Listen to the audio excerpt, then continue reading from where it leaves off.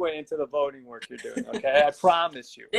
Like I said, it absolutely matters when we've got elected leaders in every elected office. I want to see, you know, the 500,000 elected offices in this country, you know, in with positions held by women and Native women and Black women and brown women. Like, we just need more of us, because even just recently, the House passed Savannah's Act. The Senate passed Savannah's Act, right? Like, this is going to be addressing a lot of the issues we just talked about with missing and murdered Indigenous women. When Ruth Ruffalo, in her first term as a legislator here in North Dakota, she introduced a bill similar to Savannah's Act for missing and murdered Indigenous people. But the interesting thing about what happened in North Dakota is that she opened this case for missing people, and let's put a registry together. There's no registry in North Dakota for missing people in general. So not only were we avoiding the issue that people are getting, you know, murdered or missing in this state for Indigenous people, but we didn't have anything set up for anybody to count them. No accountability whatsoever. There was no list to even count them, to even honor them being missing. Nothing. That's what you're telling me. Yep. So because of her work, we now have something moving forward that is creating a database for missing and murdered people in the state of North Dakota. I saw that. It was going to pass last year, and we had one Republican who was about to retire say no to the missing, murdered, and Indigenous women bill that it would have started to make this a federal issue, right? Yep. It was right before the elections in 2018 when that happened, because Senator Heitkamp was spearheading some of that at the federal level, and Alaska Senator Murkowski said that she would reintroduce it, and she did, but it just wouldn't move anywhere because Republicans were holding it up.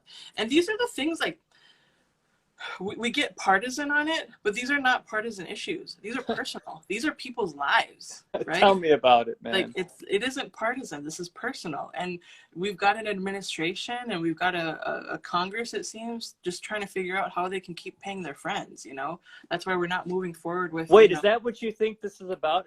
I wanted to ask you, why is it so hard to get movement on issues that make so much sense? I bet every person sitting out there listening to us is like, are you kidding me? There is no list for people that have gone, Indigenous women have gone missing on any kind of state level. There's no movement on a federal level of investigating all of these murders and missing people. Why is it happening? How can this be happening in America? You know, we mess it up ourselves sometimes. When I think about, okay, I've aligned with, you know, this particular party, and I'm going to introduce legislation that moves us away from the non-renewable energy systems, right? Like, but then a week later is introduced a bill that is just business as usual, you know, talking about uranium, talking about oil and coal. So a lot of this is the extractive industries in North Dakota. Right. And so it's at the federal level as well. You know, you see this at the federal level, where if you're an elected leader for only 2 years, you're just being reelected is the focus. And how much work can you do unless you're there for a decade or two, right? Where senators have a different situation, both at the state and federal level, because they're in for longer terms. But even then, we have politicians who are making a career out of this. This shouldn't be a career. I shouldn't get rich being a politician. I mean, I shouldn't get rich at the expense of my own people, you know, and that's what we're doing.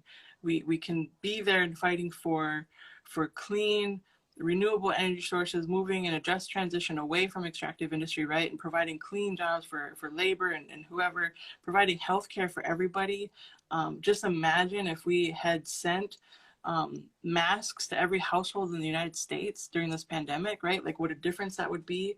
You know, accessible for free testing. I mean, myself, I've gotten tested 3 times and I had to drive an hour to get tested, you know? So it's like, what kind of access are we providing for people as government agencies?